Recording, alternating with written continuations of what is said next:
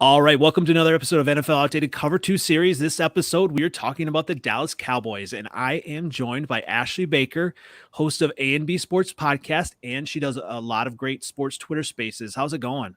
I'm great. How are you? Thank you so much for having me. Absolutely, and I appreciate you taking time. You Yeah. did say that you're heading to Las Vegas to cover the draft, so I'm excited to have you on. Thank you so much. Yes, draft week is finally here. Are we sick and tired to death of mock drafts? I'm sick and tired to death of mock drafts. I'm so excited. We're 48 hours away, basically. So I'm excited to head out there and see who these Cowboys are gonna grab. Is this a bad time to tell you we're actually going to do a mock draft during this, or No. That's fine. It's absolutely fine. Definitely don't want to do that. Oh yeah, I agree. It is time. We definitely want to kind of look toward the future, but Yes. I would be remiss if I didn't kind of look toward the past. And I want to get your immediate reaction to the playoff loss, and then now maybe if it's sunk in a little bit later, what were your thoughts when it happened, and maybe reflecting on it now? Mm. It's still sizzling in my spirit. You know what I'm saying? Yeah. So my immediate reaction, I didn't necessarily like the matchup with the 49ers going in. Mm-hmm. I was concerned about the matchup going in, specifically because of Deebo Samuel. Mm-hmm. We all know, right? So I didn't like the matchup going in. I didn't like the body language of the team once the game actually started. And they kind of did what they were doing all season, starting off very slow, not playing to their pace. Dallas has to start strong and fast and strike first. That momentum is everything to that team. And getting ahead early is something that they bank on as far as the remainder of the game. That sets the entire tempo for the remainder of the game. And they won a couple of drives scoreless. Damn near the whole game scoreless, if I can recall. Mm-hmm. Right? They just started very flat. I just didn't like what I saw. Towards the end of the season, they weren't beating teams that really mattered. They weren't beating teams with any winning records, with anything like that. So I kind of had this weird feeling anyway. I was hoping that they would make me not have that. Hopefully that wasn't the case, but it wasn't. So I just wasn't surprised. Annoyed, Yeah. but wasn't super surprised, if that makes sense. Well, yeah, and then you have the loss, but just the way it happened was just like, really? Yeah, I didn't like that at all. Especially, Dallas does this thing where they try to come back at the end, and Jimmy G really tried to give us the game at the end there. He really did. Yes. I have always been huge on Dallas's defense throughout the years. I've always wanted Dallas to have a defense where you just bend but don't break. Like just stand tall for us, just bend but do not break. And so many opportunities throughout that game where the defense really did give the offense a chance to come back onto the field, to put some points on the board, get us into the game, and so many times the offense let us down. So definitely tip my hat off to the defense. Tipped my hat off a little bit to Jimmy G as well, because he helped out in a way. Right.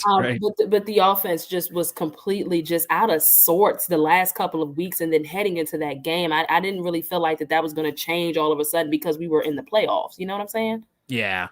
Yeah, Now, I didn't like that. Was that more the way the offense was looking? Was that more on Mike McCarthy or on Dak? I think it's a combination of both. Yeah. I would even throw Kellen Moore in the mix. Oh, yeah. Yeah. I felt like Kellen Moore was coaching tight, and I don't know if he was coaching tight because he had that was the time when he had job interviews. They were looking at him for a head coaching position, and I'm like, are you coaching tight? Are you trying to coach a game where people can look back on and say, oh, we want him as head coach? Like you're so it's a combination of things. I didn't feel like that Dak got completely over that calf injury he had earlier in the season. He was super indecisive at the end of the year. That carried into the 49ers game. You have to be able to that last play, Mm-hmm. that last play, I just don't see how coaching doesn't tie into that. Oh, absolutely. You know Especially what I'm when, saying? yeah, especially, in what Mike McCarthy said afterwards, right? And then Kansas City went ahead and proved him wrong. How embarrassing was that they literally proved in 13 seconds, might I add. I Yes. think that was less time than what we had. Yeah. In 13 seconds, might I add, we actually do know how to get up to the line, get the ball to the official, and run a play. And run the right play. And run the correct play. So that's my question. And I am a Bears fan, full disclosure here. Oh, okay. All right. Well, that's unfortunate. I'm joking. Sometimes it is, sometimes I actually live here in Wisconsin. So Okay. there you go. I was actually upset. Not really upset, but disappointed when the Packers fired Mike McCarthy. I have never been sold on him. He seemed to be kind of from that old model and just, I don't know. I mean, so my question then is Mike McCarthy the right coach for this Cowboys team, or is there going to be like, Dan Quinn eventually, or what's really happening there? It just seems like a weird dynamic. He started off this relationship lying. He told Jerry Jones that he watched all of Dallas's games, and then once he was hired in that initial presser happened, and he's like, "Oh, well, I really didn't. I was just trying to get the job." You started off rocky, Mike. You started off rocky, but I feel like he's a head coach. He's a Super Bowl head coach, Super Bowl head coach. I mean, he had Aaron Rodgers. Mm-hmm. For a very long time, and they won quite a bit. So just as a Cowboys fan, not to mention, we're talking about replacing Jason Garrett. True. Almost anybody would have been okay with. But of course, because Mike McCarthy was the biggest name on the market, I feel like that's kind of why they went his way. But from what I had gathered, he hadn't necessarily caught up with the times in regards to coaching, play calling, and that's kind of what started to stagnate the Packers in Green Bay, right? Like that's kind of what I was hearing. Yeah, and it was funny, like, with the I believe the Cowboys introductory press conference, or first, a few sound bites, he talked about how he'd gotten better at analytics and all of that. And just like, I feel like he knew the buzzwords to get the job, right? Like, absolutely. You're 100% correct. You didn't spend a whole year just deciding that you're not going to coach a certain way anymore. So exactly. In all actuality, in all honesty, okay, fine. Let's put that to the side, because that's where Kellen Moore is supposed to come in, right? That's what your offensive coordinator is for. Cool. Maybe you aren't up to the times. Maybe you just need to be the rah-rah guy. Maybe you just need to be the one that speaks the life into the team, and let Kellen Moore, run the offense and call the plays and stuff like that. So that's kind of been the case the past 2 seasons. He has made some questionable calls. He does not manage the clock well at all. Yep. He does not like to keep timeouts in his pocket. So I really feel like if any year under Mike McCarthy was going to be the year for us to make a deep playoff run and into the NFC Championship, it was this past season. Oh, absolutely. Yeah. I do not see them repeating what they did last season this season. I don't see it. So was he the right coach for this team? No, probably not. When it's all said and done, no, probably not. So if they don't do well this year, I mean, they have to fire him, don't they? And they got to let him walk. I mean, the buzz is that he'll be here for a year and then they'll try to pull in Sean Payton. Oh, right. Yeah. So, him and Jerry are like tight. And that's such a weird dynamic with what, Jerry and Steven and, whatever coach they have there. I mean, we talked about this, offline, is that, it was such a weird press conference today. You got, Jerry saying, it's his team, when something good happens, and it's Steven's choice when something bad happens, and then Mike McCarthy just kind of looking awkward in between. I think, when it comes to Steven and Jerry, man, I think if we move on from McCarthy, I don't even think Mike would be upset. Yeah. I mean, not being a head coach would bother him, but I'm talking about getting up under the front office of the Dallas Cowboys. He's probably not going to be that upset. Jerry is way too involved to be an owner. He's way too involved. He needs to hire a GM. That guy needs to be doing these pressers along with his head coach, not the owner and the CEO or the, whatever Steven's title is. It's a circus. The front office of the Cowboys is a circus. It's been a circus for quite some time. So I feel bad for Mike. Mike is probably going to be like, okay, I mean, he's under so much scrutiny. You're under such a microscope, when you play for the Cowboys in general, you're just under a crazy microscope. So he probably will be just fine. He probably can't wait for the season to be over. That's crazy. Well, so you cover a lot of the different, NFL teams. Yes. But you are a Cowboys fan. Yes. So is it? Don't say that too loud. Don't say that too loud. I used to walk around with pride saying that, but now I'm not too sure. No, I'm joking. Well, I guess my question is, I mean, they've been America's team, so to speak, but they're not really America's team anymore, are they? I mean, what's the definition of America's team? The winner, I guess, the Super Bowl winner. Yeah. Dallas is, folks love, I guess they call it America's team because, listen, folks love to see Dallas lose. Yeah. You love to hate them. I religiously say in my Twitter spaces to individuals that try to come at me about Dallas, I religiously say, listen, Dallas is the only team with 31 rivals. Every single team will circle their calendars when they are playing the Dallas Cowboys. And that could be because, the viewerships are going to be up, it's going to be a big talked about game. The Cowboys brand is huge. It's the biggest brand in all of sports, arguably. So I guess that's why you could call them America's team. Well, when you look at it though, I mean, it's been a while since they've even been to a Super Bowl, right? I mean, so that's I wonder about that though. Like, it's the media's agenda to just make us that, because I don't understand why we have those rivals. I don't understand why folks circle us on their calendars. I don't understand why we're the America's team. We have not won a championship in over 20 years. We literally shouldn't be relevant. Literally. We should be getting the Lions treatment. That's that would be tough treatment though. That's true. Jerry would never allow it. But that is why Jerry is always at the press conferences. That's why he stays in the media.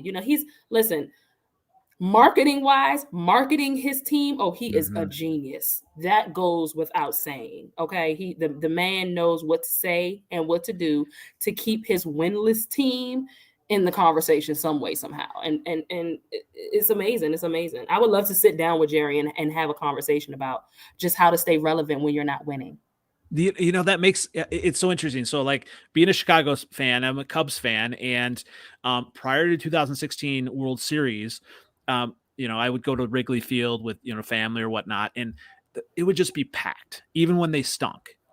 Because it was all about it's, Wrigley Field, and really, when you think about it, it really, I mean, they've made improvements definitely, but at that time it was really kind of a dump, it just, they made improvements and everything, but it was always packed, especially, the bleachers and everything, because that marketing of, it's, the Cubs, lovable losers and all that. But yeah, you're right.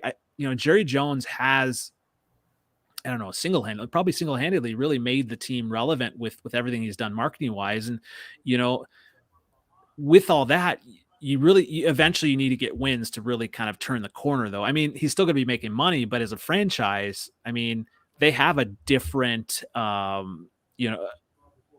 expectation, don't they? Like Super Bowl. I don't know if it right. So I don't know if the expectation is a certain way because of the media attention that we get. There's always the expectation that the Dallas Cowboys are going to make some type of Super Bowl run every season. I don't care how bad the season was prior. If they look good on paper, there's an expectation, despite the evidence that we are, as Stephen A. Smith would say, an accident waiting to happen. Despite the evidence, year after year, every year, comes the regular season, we're hearing from ESPN, we're hearing from Yahoo Sports, we're hearing from NBC Sports, we're hearing from all of these outlets. Oh, Dallas is, they're favored at this many odds to win a Super Bowl. And I'm like, I don't know how. I'm just not sure how. But that has everything to do with the marketing. And shout out to your Cubs, because I saw that they won by 21 points the other day. How did that happen? It is the Pirates, so. I heard that too. I'm not a big baseball person. I'm tapping into my baseball side, but I did see that they won 21-0, but then the other side of that was, they played the Pirates. So. Right. It was crazy because it was the biggest shutout that they've ever had in franchise history. So that is crazy. I don't think I've ever seen, and I actually wanted to ask some baseball fans this. I don't think I've ever seen 21 points in a baseball game. Has it been anything higher than 20? Is that the highest ever? Or really? No, 23, 25, Really? Wow. Yeah. So, okay. But mainly you get it when you get kind of in the middle of the season, if you got because they had position players playing pitcher when that starts to happen, right? Okay. And you don't have the marquee guys pitching, and it's like they only have a certain amount of pitchers, especially this time of year now with a shortened training camp, shortened spring training. Everything is kind of like they want to protect pitchers and all that, and so it's kind of interesting, how that goes. But kind of going back to kind of the Cowboys talk. Yeah.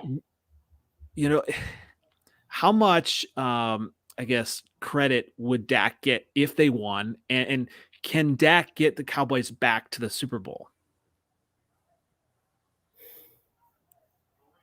And this is a tough question, I know. It's a tough question because I'm fighting between media Ashley and fan Ashley, and it's always tough with Dallas, man. It's always I can rationalize and make everything else seem logic in any other topic of sports, but when it comes to these Cowboys, it's so tough. So can Dak get the Cowboys back to the Super Bowl? Okay, yes, I think he can under the correct leadership.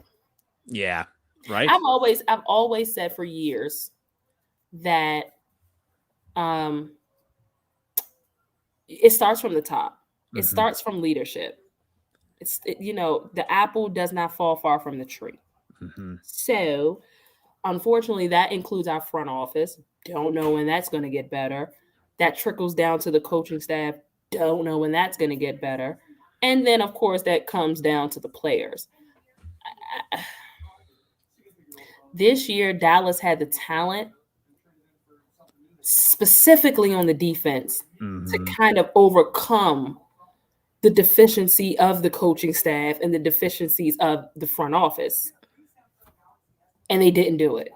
They didn't do it. So I want to say under the correct leadership, under the correct coaching, leadership in the front office ain't changing no time soon. So even if, God forbid, if something happened to Jerry Jones, us as Cowboy fans are losing it because we're ready for Jerry Jones to step down. But that means that Stephen Jones has to step in, and we are not feeling Stephen Jones as of late. But obviously Stephen Jones, and he's going to step into that. So the front office isn't going to change. But I'm interested in seeing the possibility if Sean Payton becomes our head coach.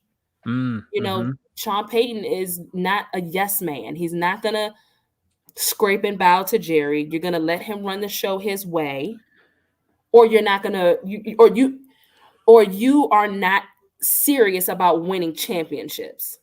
Because that's something I believe that Sean Payton is going to come in and tell him automatically, this is going to be my show. I'm going to run it. And if you don't want me to run it, then don't hire me. We don't have to go there. don't hire me. And if Jerry decides not to hire him off of those requirements, then that completely tells the fan base that you have no interest in really winning, and you're playing with us all in our faces, and we're sick of it. I think regardless, he would go with Sean Payton because it seems like Jerry Jones likes that big splash name, right? Whether it's, quarterback, running back, and when that's interesting you bring up that, what Sean Payton would ask. Almost, I wonder, the last Cowboys head coach that was like that is maybe Bill Parcells. That was the last coach that was not going to let Jerry run over him. He was not going to be a doormat. Bill Parcells. Absolutely. Yeah. And when you look at, this team, I mean, I trust Dak. I like Dak, there obviously there's some pieces that'll be interesting, kind of what they do at wide receiver and all that to kind of help him out. I mean, what do you expect from this team, from this set of wide receivers with the loss of Amari Cooper and Wilson? We certainly need another guy. I don't think that we are even getting Gallup back until like November. Mm-hmm. We're midway through the season at that point. And so we're just working with CeeDee Lamb. Mm-hmm. Like you said, Cooper left, Wilson left. I mean, we re-signed Dalton Schultz at the tight end spot. I was very surprised that they let Cedric Wilson walk. Mm-hmm. Especially because we don't have Michael Gallup. Right. For a few weeks. They got to make some type of, I'm hearing rumors that they might trade up in the draft to try to get a wide receiver. Mm-hmm. I would love for them to go after the Alabama receiver, Jameson Williams. Although with him, though, you'd have to wait as well, right? I know, because of the ACL, right? Yes. But how far behind is he with the ACL, though? He's. I saw that. It's the same. I feel like it's the same. It could be. I think they said he's ahead of schedule, but is he almost like more like CeeDee Lamb? I mean, the Cowboys almost need, I hate to say, some of the receivers, but someone that's a little bit bigger body than CeeDee. I agree. I don't know, man. We definitely need to address that wide receiver loss. I believe they'll do that in the draft. Dallas is not a big free agency team. They haven't made free agency noise in years. So for the fan base or for whoever to look for that from them this season, I knew that wasn't going to happen. They never make any free agency noise. They are a draft team. So they're going to do all of their damage in the draft. But it's so many, we need to address the wide receiver spot, but we also need to address some O-line issues. Like it's all over the place.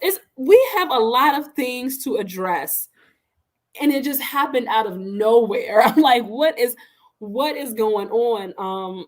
This is what I meant by this past season being the year to get it done, because I knew that we were going to have, I think it was like 24 free agents, folks that could walk. So you can imagine my frustration. So, Jameson Williams would be a receiver. I mean, are there other offensive linemen that you would maybe target? I mean, we never know how it's going to go, but I mean, are there some kind of players that you would like to see them go after in the draft? His name is escaping me, but he is you're going to make me Google his name. For some reason, Javon Curse is in my mind, and he shouldn't be in my mind. The one out of. But you know who I'm talking about, and I'm not seeing him on the mock drafts anymore. To go at 24 for us, but he is an offensive lineman, and you can plug him in at tackle and guard. He's versatile. I'm trying to figure out his name. I'm gonna Google his name right now. Yeah. I definitely am. It's so interesting because I mean, when you look at the Cowboys, for so many years they have been offensive line. That's kind of been what they've been known for, and running and everything like that. And Kenyon Green is his name. Yes. Okay. I think I Yeah, did it in one of my mocks. I think my only mock. I yeah, picked him, and so that would be a good pick because is he it out of would. Texas A&M, I believe. He is. Yep. And again, he's super versatile and you can plug him. We had issues at the guard position and at the tackle position. And in the event that those issues arise again this year, you can plug and play him in those spots. He's super versatile. But now I'm kind of seeing also Linderbaum. My guy from Iowa, Tyler Yeah, Linderbaum. yeah, I'm seeing Yes. him as a possibility as well. Hmm. So we do definitely need to do some things to shore up that line. Me personally, this is something I have been begging Dallas to take care of for the past couple of seasons. Is we should have drafted Tyron Taylor's replacement probably 3 seasons ago Mm-hmm. because he is unreliable. He cannot Mm-hmm. stay healthy, and he is arguably one of the most important players on the offensive line. I mean, Mm-hmm. he's covering Dak's blind spot. You know what I'm saying? And so Right. you have to have somebody reliable in that spot.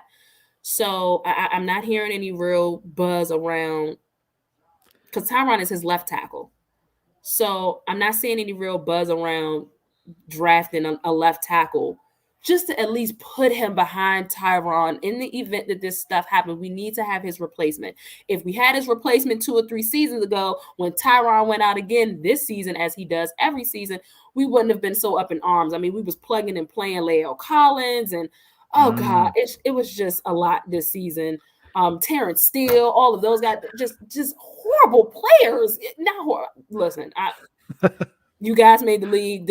I'm pretty sure they're better at the position than I am. But it's just a mess. Yeah, It was a it's so mess. when you look at positions in the NFL, obviously quarterback is probably the most important on a Right. team, but the offensive line and defensive line is, I mean, the trench is so important. Whether it's for the running game or the passing game, you need to have that. And as a Bears fan, I know that, and it just Yep. Yep. they've been plugging and playing for so long, and you have to put money, whether it's in a draft or free agency, on those positions to really solidify the offense. And you look at, obviously this is a testament to how good Joe Burrow is that he got to the Super Bowl. Horrible offensive line. Yeah, but Absolutely horrible. yeah, 9 sacks. yeah, but they've addressed those positions, Yep. and Absolutely. so that's going to be scary on that side. Yep. My question is, when you look at the running backs, and we talked about Jerry Jones kind of liking the splash name, the splash player, is Ezekiel Elliott, is he more than just a name now?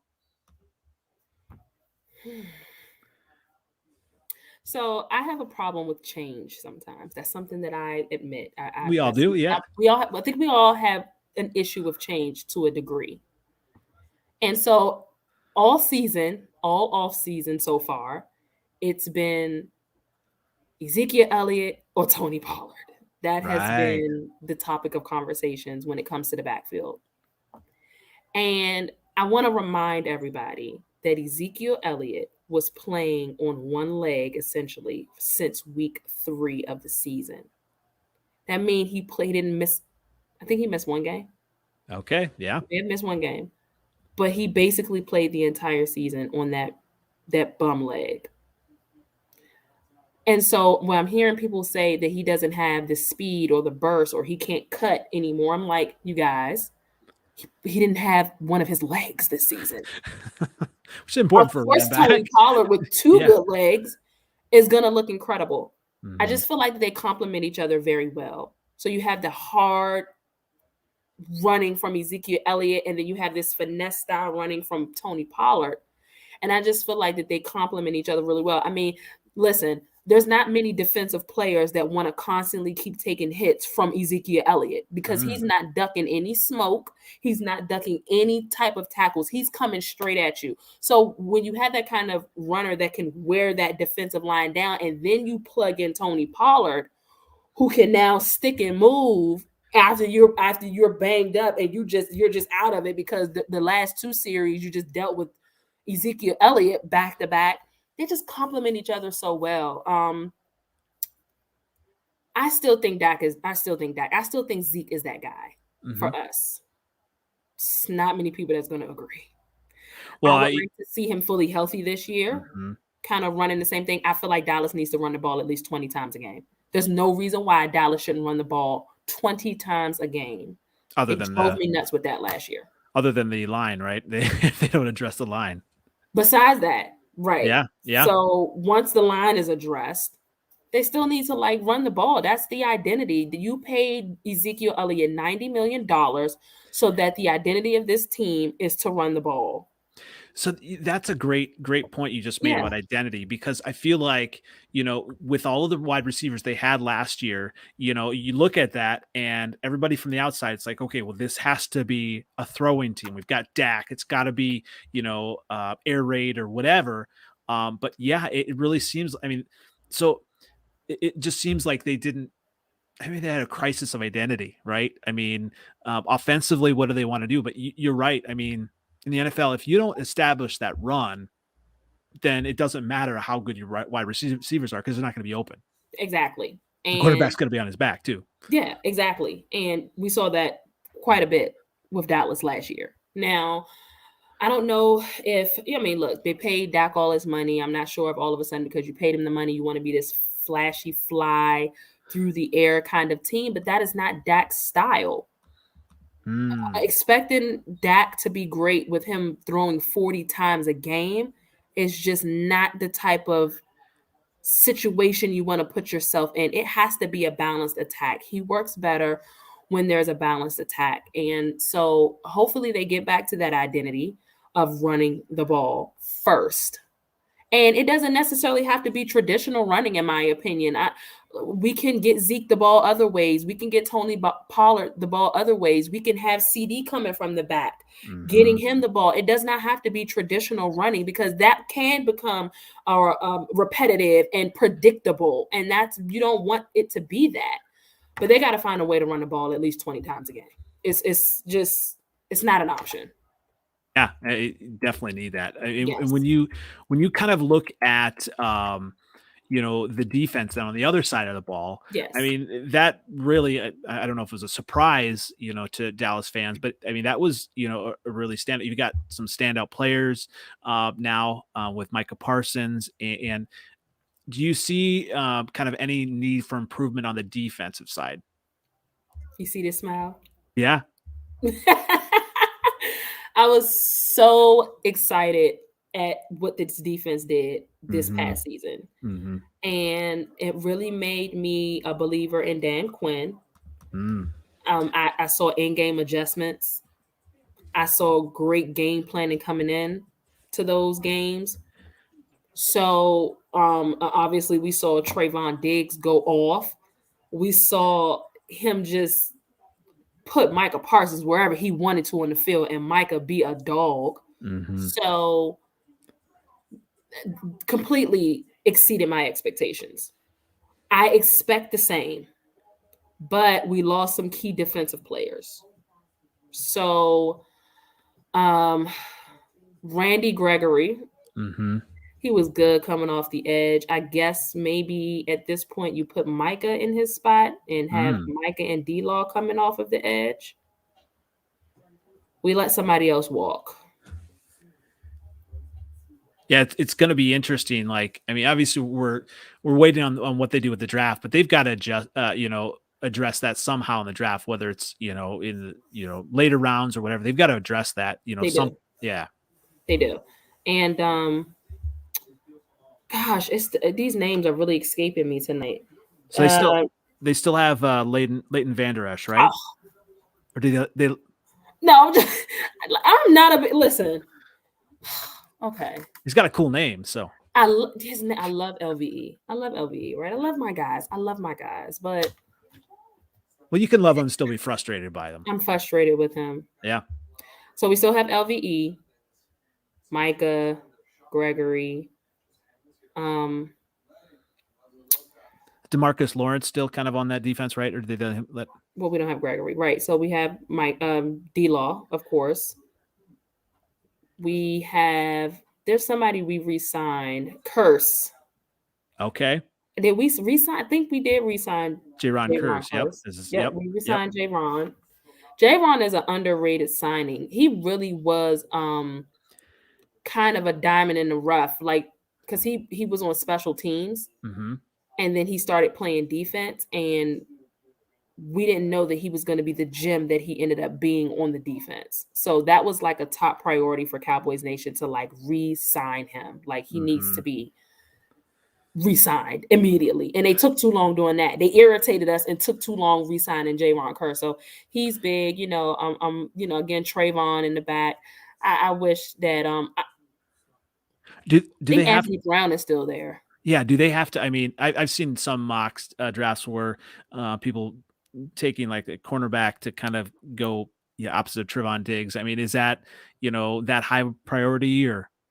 Yes, Okay, yeah, it is, because the other cornerback is Anthony Brown. And he's very reminiscent of Morris Claiborne. He's Oh, very reminiscent of Terrence Newman. And I don't even want to say his name because he played in a Super Bowl, but he just didn't do it for me yeah, with Dallas. But Cheeto Awuzie, oh like yeah, we can never get, it's either one of those two cornerback positions that one cornerback may be great, but the other cornerback is not the equal. And so I agree. That is definitely something we need to focus on. We need to get someone that is an equal part. Maybe not give up so many yards as Trayvon did, but in equal parts of Trayvon Diggs in the back. Yes. Yeah, it's so interesting because Trevon Diggs, he gets that he does the splash play, but he does give up a lot of plays as well, doesn't he? I know. I know. I know.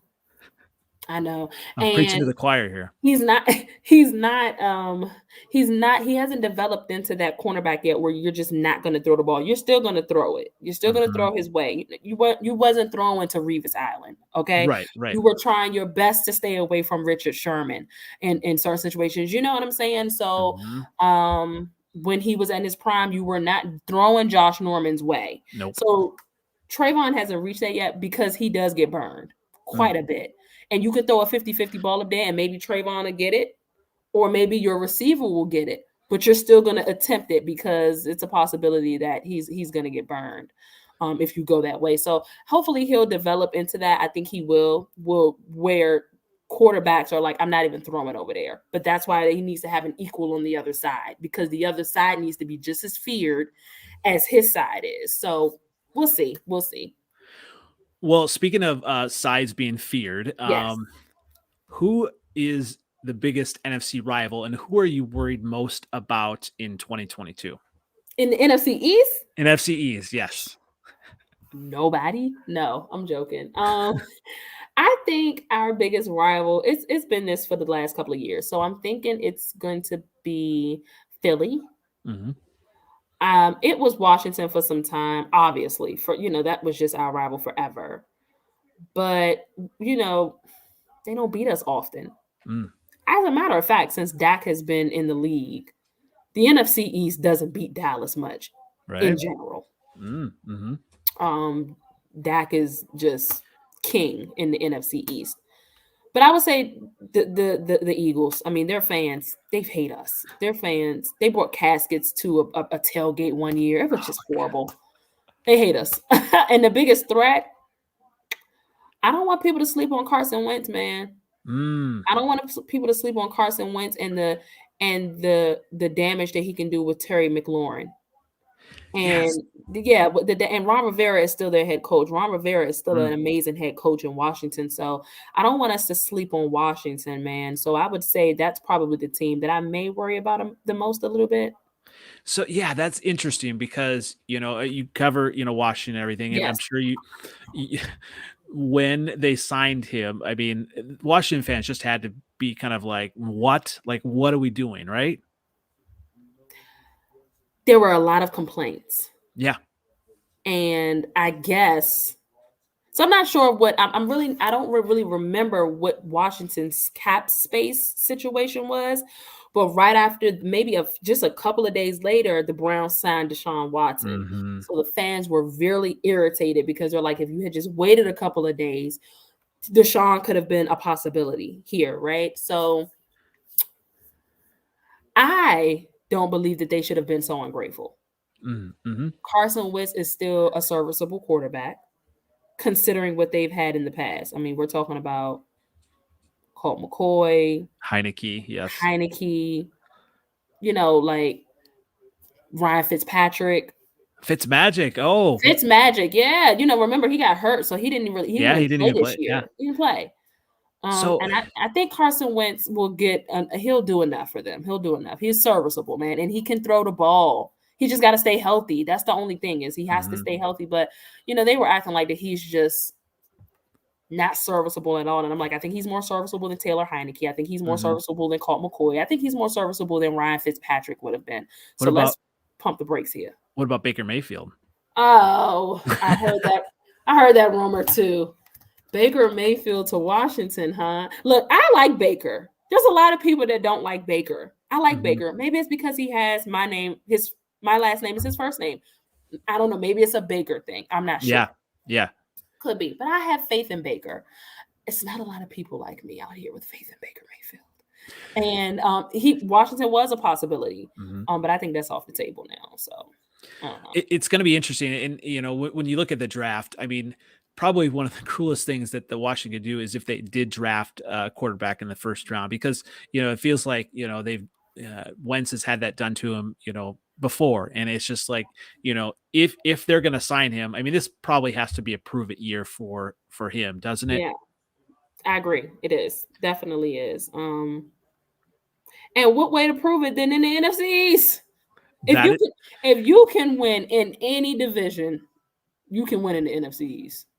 I can't remember the last time any of us repeated as division champs. Right. It's been some time. I want to almost say back to the days where Andy Reid was head coaching the Eagles.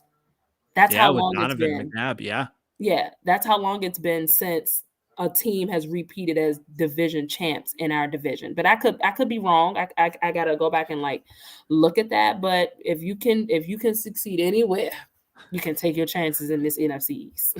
Well, speaking of succeeding in the division, I'm going to say something. I wanted you to respond to it. Okay. I am going on a limb, and I am predicting that the Eagles are going to win the division, and we're going to have a certain quarterback from the Eagles that is going to be in the MVP conversation. What are your thoughts on that? Jalen Hurts? Yeah. Possibly MVP? Yeah. You're speechless. Yeah. That's a hot take.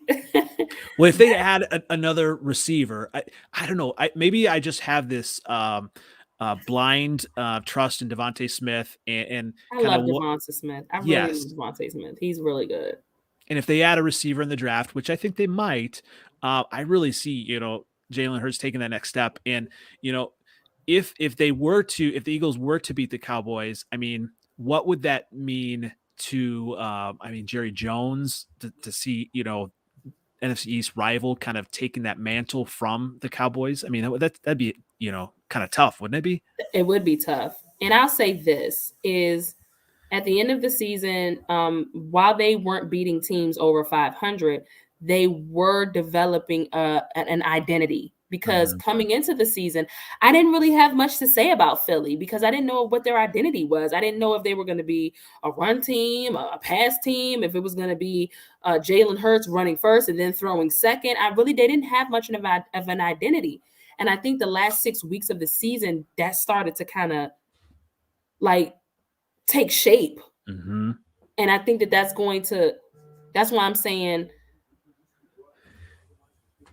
Washington is definitely a threat, but I actually cannot, now that I'm talking it out, I really can't count Philadelphia out because I think that the identity that they started to get at the end of the season is going to carry into this season. And like you said, if they could pick up a receiver alongside of Devonta Smith, Jalen Hurts might take that next step. He's a dual threat at the quarterback position. I would hate to see it. As a Cowboys fan, I would hate to see it. Well, at least we know there's one thing we're not going to see: the Giants win a division, right? Oh, we definitely don't have to worry about that. Next, we don't even have to. We don't. we should not have to worry. But hey, who knows? Seriously, almost anything is possible in the NFC East. That is crazy. It's crazy. Well, when you look about it, obviously, this season's expectations. This is before the draft. There's a lot that has to happen. I mean, is this Super Bowl or bust? I mean, this year, I mean, he Jerry Jones isn't gonna like tear anything down, but I mean, does this have to happen, just to kind of change the narrative about Dallas, about the Cowboys, or is it, I mean, that big of a deal if they don't do well in the playoffs? Super Bowl or bust? No. But even last year, I was of the expectation or of the notion that you have to at least make it to the NFC Championship. Mm, That is at least contending, like real contention, hmm. playing in the game before the Super Bowl, even if you didn't win it. You know what I'm saying? That because that sets up like going forward, like we obviously think that, or we know, I mean, they won the Super Bowl, but obviously simply because they made the NFC Championship and obviously they made the Super Bowl and won it, we're automatically putting the Rams as a favorite to repeat. I don't know if that's so much in the AFC is so much going on in the AFC. Hmm. That's another topic for a conversation. That's going to be really exciting in the Hmm. AFC. But I think that if it was probably another team like the Chiefs that had actually made it to, I mean, the Chiefs are favorite all the time. You know, they were I in the AFC Championship. So again, they're at the top of that conversation. That's the only way that I feel like Dallas will like reemerge, reemerge in that conversation mhm. is if they at least make the NFC Championship. Do they have to go to the Super Bowl? No, but a deep contention run that has to happen for anybody to take Dallas serious. You can't keep getting bumped out of the first round. That's just you can't just keep making it to wild card weekend and then you're playing in the divisional round and then it's just no, it's the same story. We're getting sick of it. It's so interesting, yeah, how that narrative can change, with one Yep. win. All Like, it takes is one. yeah, I mean, with Patrick Mahomes, obviously they were doing terrible last year with the defense and everything, but everyone believed in them because of Patrick Mahomes, because he had Correct. done it before. It's going to be interesting. I personally think the Chiefs are going to finish last in that division because they're going to miss Tyreek Hill. But you It's change that. amazing to see their fans think that Tyreek Hill just doesn't matter. I don't know if you've been seeing that on social, but they're doing the exact same thing that Green Bay is doing, just acting Yes, like, oh, exactly, we don't need Devontae Adams. Oh, we don't need Tyreek Hill. Get exactly. out of here. That is that is one of your Thank two you. top players on the team. And you Yes. guys are acting like it just doesn't matter. Okay, we'll see. We'll see. Well, yeah, and speaking of Green Bay, that's the thing. Like the Yeah. narrative is different around Aaron Rodgers because he has a Super Bowl, but he did beat Caleb Haney to Mm, get to the Super Bowl. So like he hasn't done it in so long, but because mm, he has a great regular season, that's that narrative. Okay, well, we believe in him. And I even fell into it, when I was doing my predictions for the playoffs last year. I said, Stephen A. same. Smith likes Aaron Rodgers. He's a bad man. I'm going to go with that.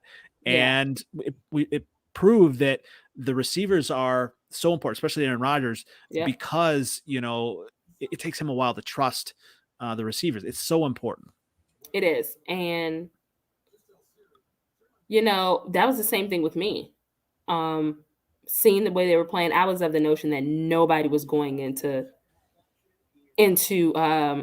nobody was going into the frozen tundra. Nobody was going into Lambeau beating Aaron Rodgers and his team. Like they just looked so good. And then of course we saw how that happened or how that ended. But yeah, it has to at least be the NFC Championship for Dallas for me. I mean, we got to crawl before we can walk. So they need to at least make it to the NFC Championship, at least. Absolutely. And, If, and there's if they don't make it there, then the season is considered a bust for me personally. Well, speaking of player that kind of helped a certain team get to the NFC Championship Ah!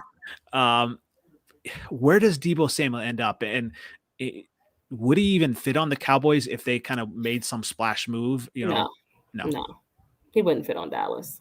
Dallas doesn't know how to use him.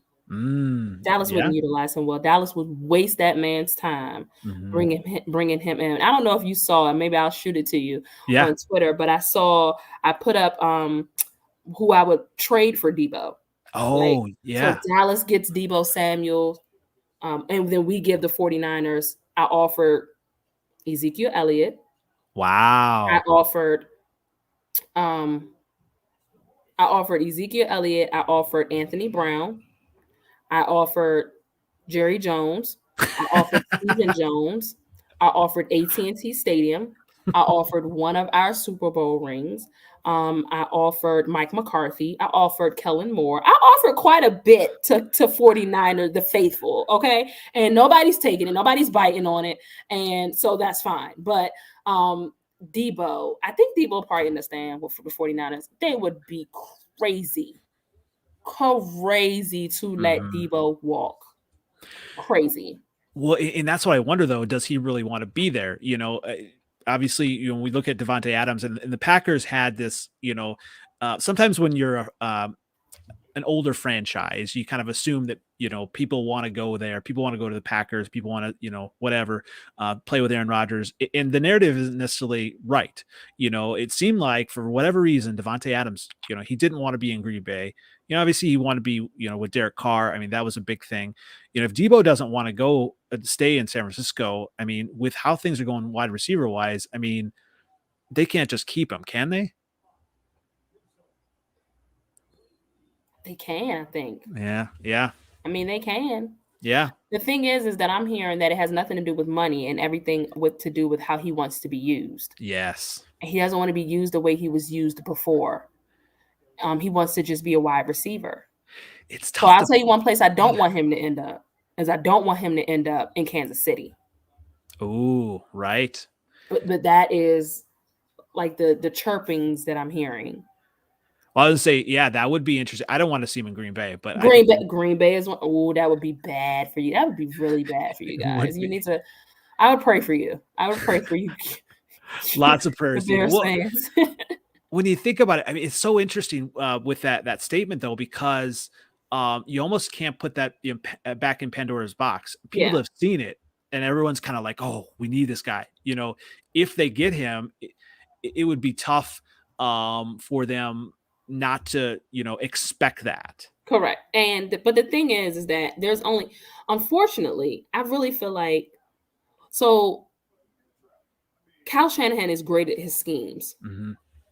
And I feel like Andy Reid would be really great at scheming Deebo in as well. Mm-hmm. I don't really know about Matt LaFleur. Mm-hmm.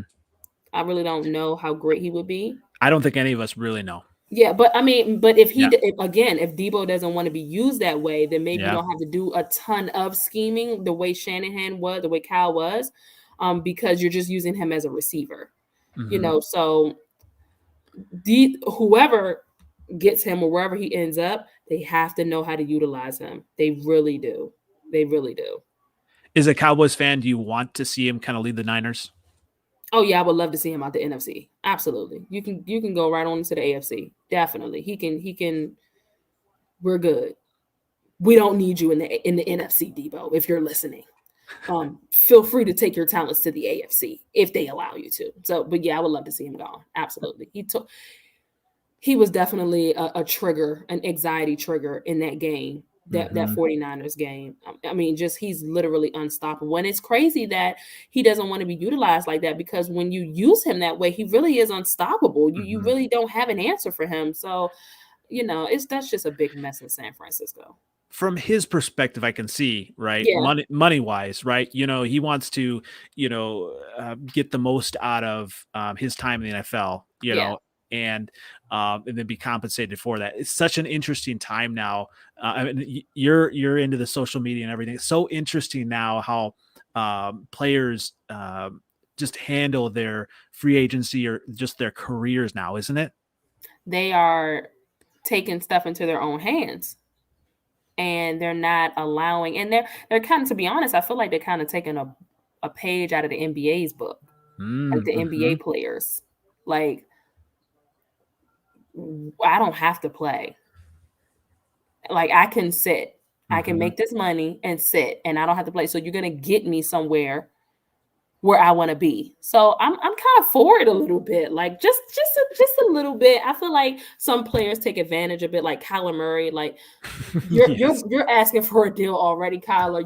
You were horrible in your playoff game, and you're looking to get paid like right now. And I think he's like 2 years in, 2 or 3 years in. Like, come on, like you can't that type of stuff. But If I don't want to be utilized a certain way, then let's figure out a way to utilize me. I don't want to leave. The money is fine, but I'm asking you to use me and how I would like to be used. And you don't even want to budge with that. Okay, well, I won't play. Like, I feel like you have that right. Absolutely. I'm all for it too. I mean, Yeah. I've had a chance to interview, some former players, Albert Young with the former Iowa running back and Minnesota Vikings running back. And when you hear, I mean, it's easy as a fan or, someone in media to kind of sit back and be like, oh, you should be all for this team and kind of, but no, it's their career and it's their body. You want to be able to walk after your, Correct. You want to be able to enjoy the fruits of your labor. Why not? Exactly. Why not? That's the American dream. It's the American way. That's what we want to be able to do. It's the way of life. Absolutely. So I'm not mad. I'm not mad at Deebo for even taking that stand. I'm not mad at certain players for taking that stand. I love it from both leagues. The NFL and the NBA players have been doing it. So I'm cool with it. Well, yeah, it's so interesting. Like over the years, maybe NFL players, haven't been as marketable because they've got the helmet on, and NBA players, you can see them and everything. And correct. And now with the social media outlets, it's given them that opportunity to either do well or kind of hurt themselves. I mean, maybe Juju's kind of hurt himself a little bit with some things, but is that the TikToking? Yes, Juju Smith-Schuster. I'm not a huge fan of him from as a player wise. He can do his thing, but so all of that is interesting, and I love it because really it's their career. Yeah, I agree. Their career, their body, their lives, like you said. So I'm for it. I'm all for it. But like you said, that social media thing could be like a two-edged sword. Like it could work in their favor, and then it could work as a disadvantage as well. So they have to teeth the line. I know PR folks are just having nightmares. I was in a Twitter space with a friend of mine the other day, and he was doing top 25 cornerbacks in the past 20 years. And Antonio Cromartie was in the space. And Jalen Ramsey jumped in this space as well. Wow. And Jalen Ramsey is like, kind of, well, if this cornerback didn't do this, but I did, how can you rank them over me? And this was just a general conversation. And so it's a gift and a curse because we were literally in the space. And at this point, it was like 1,000 people in the space, but in there listening to and talking to Antonio Cromartie and Jalen Ramsey. But I know Jalen Ramsey's PR folks were probably like, what are you doing? Like, you got on this thing, you didn't speak to us about it, you didn't say anything at all, you didn't check with us, you just got on here and you started saying how you're better than this person and this person and this person, and I should be ranked here. So it was really, like I said, a gift and a curse, man. A gift and a curse. It has got to be like a PR nightmare in some instances, though, really. Well, like, thinking back to some of the Cowboys greats, Michael Irvin would have been all over that, right? Yes. I have been trying to get Michael Irvin in one of those spaces for some time now. And I'm going to get you, Mike. You watching? And I'm speaking this into existence. Michael Irvin is going to see this podcast. If you're watching, Mike, I'm going to get you into one of these spaces because hopefully, like during the season, I have got to like his raw reaction, like right after the games or something. Oh boy, I gotta have that happen. All good stuff. Well, I definitely appreciate you joining me, yes, Ashley. Absolutely. Where can everyone find you again? Absolutely. So you can find me on Twitter and on Instagram. Handle is at Ashley Baker _21. I am also on Facebook as Ashley Baker. You can catch me on Twitter a lot of the time, specifically doing my Twitter spaces. It's the NBA playoffs. I'm a big basketball girl as well. So I'm kind of doing these spaces every night, doing reactions to the playoff games. But I have a lot in store for the NFL season, different shows, different guests that are going to be on those Twitter spaces as well. And I am, I'm your social media bandit. I love your sports social media bandit. I love talking sports. I'm always around. So you guys make sure that you give me a follow. And also, I'm going to be relaunching my podcast soon about nothing but sports. And you can find that on Apple, Spotify, wherever you listen to your podcast is where you'd be able to find mine. So make sure you guys check that out as well. Awesome. And looking forward to your draft coverage as well. Yes. I have like a 6 a.m. flight. So I got to finish packing. And, I'll be going to bed soon and getting ready for tomorrow. So I'm excited. Absolutely. Thanks again, Ashley. Thank you And so much. once again, this has been NFL Outdated Cover 2 series on the Dallas Cowboys, and hopefully it's a great season.